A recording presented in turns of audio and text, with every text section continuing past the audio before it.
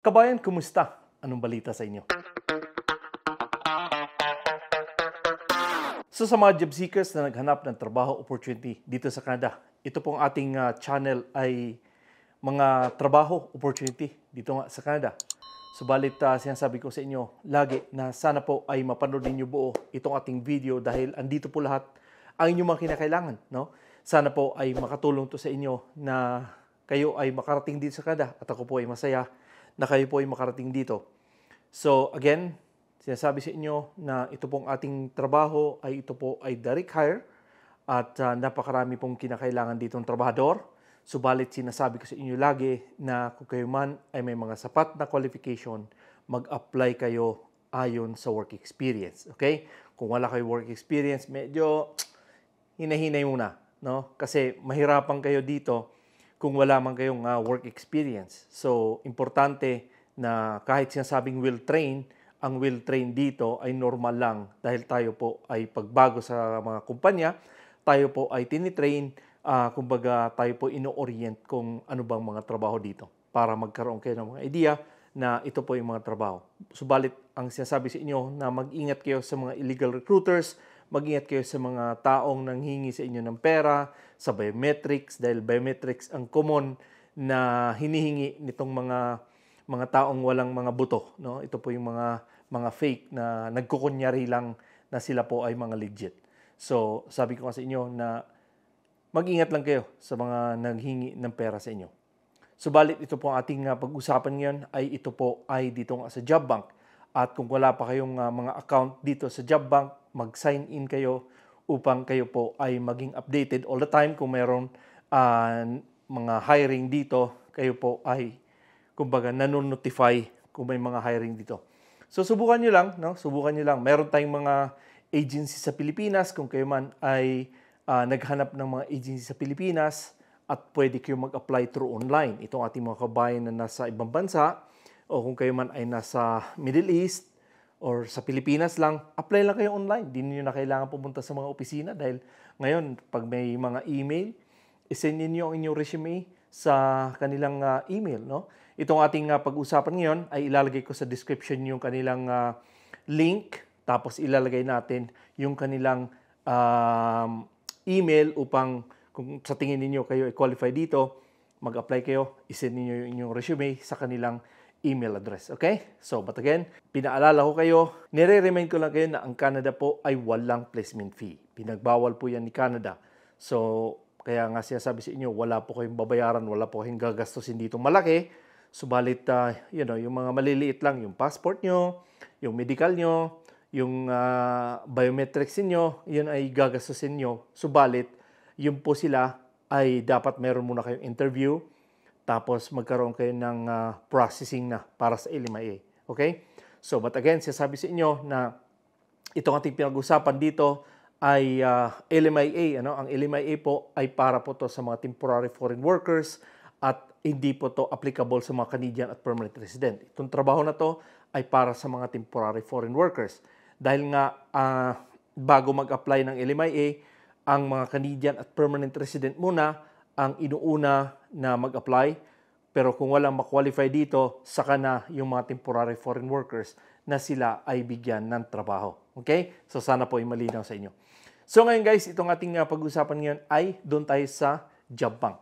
Okay? So tingnan natin. So yun guys, itong trabaho na to ay farm machinery operator. No? Ito po ay nasa Kelowna sa British Columbia or sa Winfield, British Columbia. Ito po yung kanilang location na kaya marami ang hinahire dito, no? So, ngayon, ito po ay nasa $19 to $25 per hour. Negotiable po ito, 30 to 60 hours per week. Napakaganda dahil napakahaba ng trabaho nila dito, no? Ito po ay seasonal employment, full-time, no? Kumbaga, talagang sila po ay probably para sa summer na tong trabaho na to. And then, ito po ay 25 katao ang kinakailangan. And again, sabi ko nga sa inyo na ang employer ay nag-apply na ng LMIA at para sa mga temporary foreign workers, ang Canadian at permanent resident are able and encouraged lang to apply. Hindi ibig sabihin na itong trabaho na to ay para sa mga Canadian at permanent resident. Ang mga Canadian permanent resident are able and encouraged muna sila mag-apply. Pag walang may nag-apply, saka na to si LMIA, ang mga temporary foreign workers, bibigyan ng trabaho. So ang overview dito, ito po ay of course English. Ang kanilang education dito ay no degree, certificate or diploma lang. Kung kayo man ay mga high school, subukan nyo itong mag-apply dito. Okay?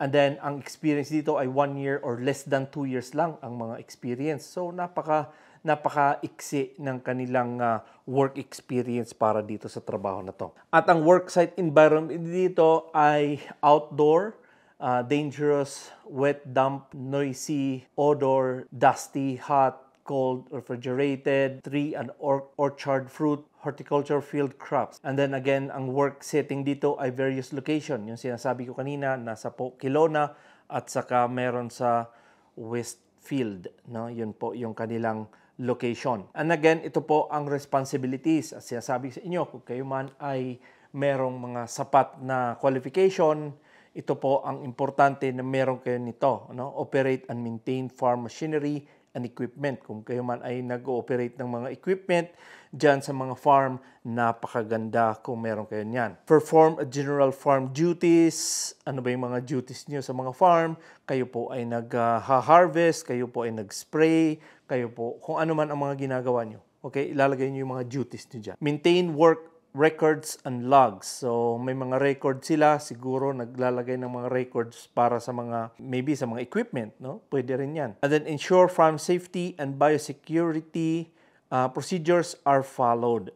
Yan, importante yan. And then, experience and specialized type of crops, apple and cherries. Yan ang kanilang mga na-specialize nila dito. So, mga experience sa kinailan nyo, kailangan meron kayong apple and cherries. Equipment and machinery experience, ito po yung farm truck, sprayer or duster, mga tractor, mga forklift, pwede kayo dito. No? Talagang napaganda tong opportunity kung kayo man ay mayroong sapat na ganyan. Work condition of physical capabilities, work under pressure, physical demanding, attention to details, combination of sitting, standing, walking, overtime required. Napakaganda. Kaya nga sinasabi doon na meron silang 30 to 60 hours per week. So, meron silang 20 hours na overtime per week dito. Okay? And then, ang personal suitability, mga flexible kayo, judgment, organized, and reliability. Okay? So, again, ito po yung kanilang email. Ilalagay ko po doon sa description box upang kayo ay magkaroon ng idea kung saan ninyo i-email ang inyong mga resume. Okay? So again, importante na kayo po ay maganda ang inyong work experience dito na ilalagay. Ayusin ninyo kung kayo man ay gusto at nagbalak kahit anong trabaho. Kung kayo man ay naghanap ng welding, kayo naghanap ng ano bang mga trabaho hinahanap nyo, housekeeping, cleaning, or mga janitorial services sa hotel, ayusin ninyo paggawa ng inyong resume dahil napakalaking factor yan na maayos ang inyong work experience. No? Kasi diyan nagbabase yung mga employer or kahit mga agency natin sa Pilipinas, ang binabasa nila yung kanilang, yung inyong mga resume. Kaya nga dito tinuturo ko, binibigyan ko kayo ng mga tips kung paano mag-apply na upang kayo makaroon ng idea at makarating kayo dito sa Canada. Dahil ako po ay sinasabi sa inyo, masaya po ako na makarating kayo ng Canada dahil bawas-bawasan natin ang Pilipinas dahil napakaraming tao na dyan. No? Dito kayo sa Canada dahil napakarami pang lupain na pwede kayo dito. No? Subalit sinasabi ko sa inyo, tiis lang kayo. Pag dito kayo sa Canada, yung mga kabayan natin ng mga tourist, ang inyong gawin ay kayo naman po ay mag-apply. Puntahan nyo yung mga tindahan, lahat ng mga tindahan yan. Mag-walk-in kayo, pamigay nyo yung mga resume nyo. Kung kayo man ay mga tourist, huwag na kayong mag-apply sa online.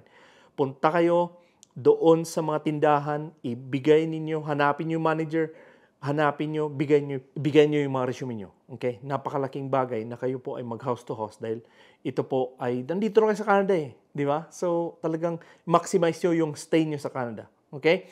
So, but again, sabi ko sa inyo, sana po ay makatulong tong video sa inyo at pwede nyo i-share tong ating video sa inyong mga social media platform na para at least yung iba naman ay makapagbigay ng idea kung paano sila makarating dito. At sinasabi ko sa inyo, kung hindi pa kayo nakapag-subscribe, sana po ay makonsider niyo i-subscribe itong ating YouTube channel. So, again, meron po akong Facebook page. Sana po ay puntahan ninyo. At ako po ay nagpo-post doon ng mga videos, mga reels. So, sana po ay makita ninyo yan dahil napakarami kong pinupost yan everyday. Ako po ay nagpo-post yan. Okay? So, subalit guys, sabi sa inyo, mag-comment lang kayo kung mayroon kayong mga katanungan at ilalagay ko sa description box yung kanilang email address upang kayo ay mag-email na lang sa kanila. Okay? Kung mayroon kayong mga sapat na mga work experience at kayo ay qualified dito. So, ganun po mga guys. Maraming salamat ulit sa inyong panunod subaybay sa aking YouTube channel. Ako po ulit si Noy Tebs. God bless and have a wonderful day. Is this really happening? I can't believe it's true. I'm just as surprised as you.